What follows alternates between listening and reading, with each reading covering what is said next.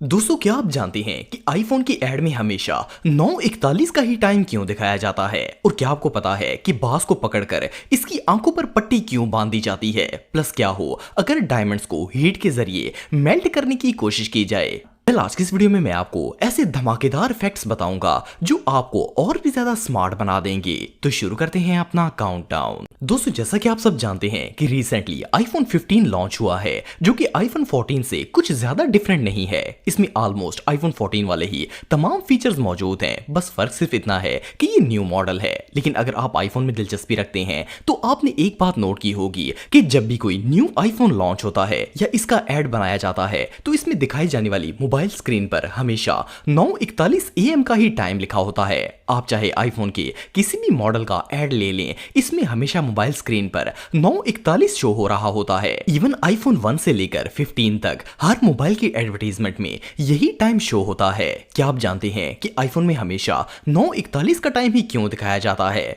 इसके पीछे एक खास रीजन है। असल में एप्पल के ऑनर स्टीव जॉब ने जब 2007 में अपना पहला आईफोन लॉन्च किया था तो उस वक्त सुबह के 9:41 का टाइम था और मोबाइल पर भी वही टाइम शो हो रहा था। इसके बाद इस कंपनी ने जितने भी मोबाइल लॉन्च किए इन सब पर सेम टाइम सेट किया गया ताकि इस पैटर्न को बरकरार रखा जा सके। दोस्तों, अगर बाज की बात की जाए तो ये दुनिया के सबसे तेज तरीन, चालाक और डेंजरस परिंदों में से एक है। इसकी आंखें इतनी तेज होती हैं कि मील दूर बैठे शिकार को भी आसानी से पहचान लेती हैं और ये इतनी फुर्ती से इन पर हमला करता है कि अपने शिकार को पलक झपकने का भी मौका नहीं देता। लेकिन क्या आपको पता है कि जब किसी बाज को पकड़ा जाता है या फिर इसका इलाज करना हो तो इसकी आंखों पर इस तरह की पट्टी बांध दी जाती है। असल में इसके पीछे एक खास रीजन होती है। बाज एक ऐसा परिंदा है जिसकी आंखें बहुत ही शार्प होती हैं। ये अपने आधे से ज्यादा काम आंखों की मदद से करता है, जिसमें सबसे इंपॉर्टेंट अपने शिकार पर नजर रखना और इस पर हमला करना है। इसके अलावा ये परिंदा बहुत ही एग्रेसिव होता है और जल्दी गुस्सा करके हमला कर देता है। इसलिए जब किसी मकसद के लिए इसे पकड़ा जाता है तो इसकी आंखों पर फौरन पट्टी बांध दी जाती है ताकि इसे कुछ नजर ना आए। इस पट्टी की वजह से ना तो वो किसी पर हमला करता है और ना ही किसी चीज पर रिएक्ट करता है। इस तरह इसे एक जगह से दूसरी जगह ले जाने या फिर इसका ट्रीटमेंट करने में आसानी होती है। दोस्तों, डायमंड दुनिया की सबसे कीमती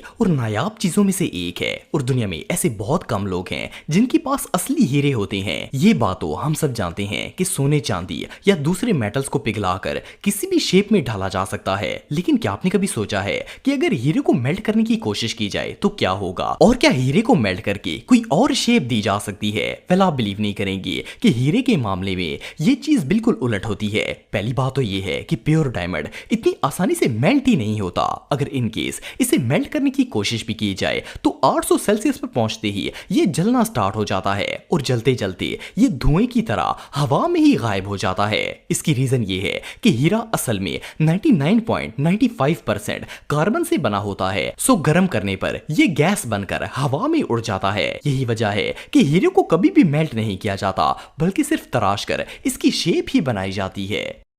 दोस्तों, ये बात तो हम सब जानते हैं कि अगर किसी इंसान को सांप या फिर बिच्छू वगैरह काट लिए तो इसे शदीद दर्द होता है। इवन कई सूरतों में तो बंदे की डेथ भी हो जाती है। लेकिन क्या आपको पता है कि दुनिया में एक ऐसा पौधा मौजूद है जिसे अगर इंसान सिर्फ टच भी कर लेगा तो वो सांप और बिच्छू के डंग को भी भूल जाएगा। ये जो प्लांट आप देख रहे हैं इसका नाम जिम्पी जिम्पी है। ये ज्यादातर जंगलों और पहाड़ी इलाकों में पाया जाता है। ये पौधा इतना खतरनाक है कि अगर कोई शख्स इसे छू भी लेता है तो इसे किसी जहरीली चीज के काटने से भी ज्यादा दर्द होता है और ये दर्द इतना ज्यादा होता है कि इंसान की बर्दाश्त से बाहर होता है। असल में इसके पत्तों पर छोटी छोटी बारीक सुइयों की तरह ट्रांसपेरेंट कांटे होते हैं जो कि इतने जहरीले होते हैं कि जब कोई इन्हें टच करता है तो ये कांटे हाथों में चुभ जाते हैं और शदीद तकलीफ का बायस बनते हैं। और सिर्फ इतना ही नहीं बल्कि ये कांटे इतने छोटे होते हैं कि एक दफा जिस्म में जाने के बाद इन्हें बाहर निकालना ऑलमोस्ट इम्पॉसिबल होता है। इससे भी ज्यादा शॉकिंग बात यह है कि ये दर्द कुछ दिनों या हफ्तों का नहीं बल्कि महीनों तक रह सकता है। ये पौधा रियली बहुत डेडली है।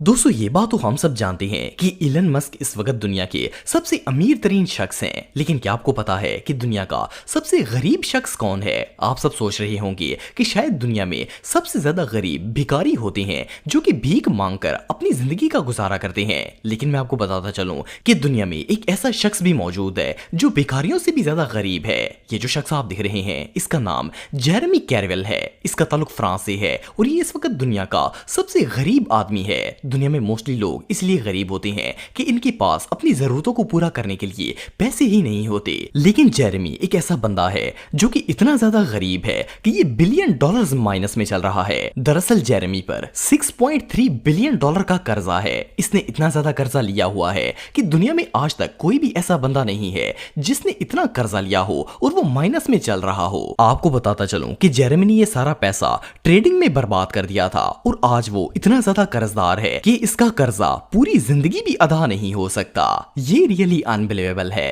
दोस्तों, आप में से मोस्टली लोगों ने ट्रेन में सफर किया होगा, लेकिन क्या आपको पता है कि ट्रेन के फ्रंट पर एक बॉक्स होता है जिसके अंदर खुश्क रेत भरी जाती है।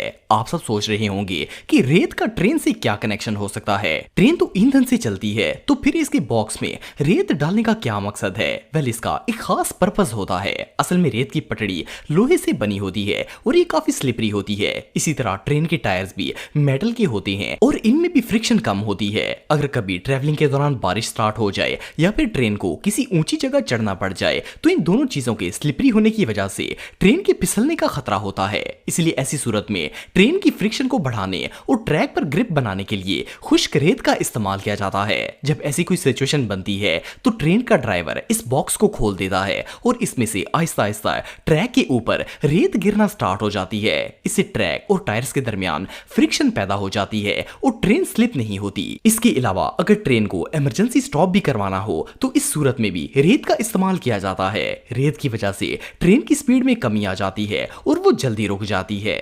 दोस्तों, ये बात तो हम सबको पता है कि खाने पीने में किसी भी चीज की ज्यादती इंसान के लिए नुकसानदेह हो सकती है। जैसे कि चीनी का ज्यादा इस्तेमाल शुगर लेवल को बढ़ाता है और नमक का ज्यादा इस्तेमाल हाई बीपी जैसे मसाइल का सबब बनता है। लेकिन क्या आपको पता है कि इन सिंपल सी दो चीजों को कितनी मिकदार में खाया जाए तो इंसान की डेथ हो सकती है। फर्स्ट ऑफ ऑल बात करते हैं चीनी की। रिसर्च के मुताबिक अगर कोई इंसान एक ही बार में 2.1 kg प्योर शुगर खा लेता है तो इसकी डेथ हो जाएगी। सिर्फ इतना ही नहीं, अगर वाटरमेलन की बात की जाए तो अगर कोई बंदा 3 तरबूजे खा लेगा तो वो इसकी मौत का सबब बन सकते हैं। इसी तरह अगर नमक की बात की जाए तो इसकी सिर्फ 300 ग्राम मिकदार ही इंसान को मौत के मुंह में ले जाती है। मोरोवर अगर काली मिर्चों की बात की जाए तो ये भी कुछ कम नहीं होती। एक रिसर्च के मुताबिक अगर इंसान 13 ग्राम प्योर ब्लैक पेपर खा लेगा तो इसकी डेथ हो जाएगी। वेल, ये फैक्ट्स रियली बहुत शॉकिंग हैं। दोस्तों, सबमरीन के बारे में तो आप सब जानते होंगे। दुनिया में जितने भी मेजर कंट्रीज हैं इनकी नेवी के पास सबमरीन्स होती हैं।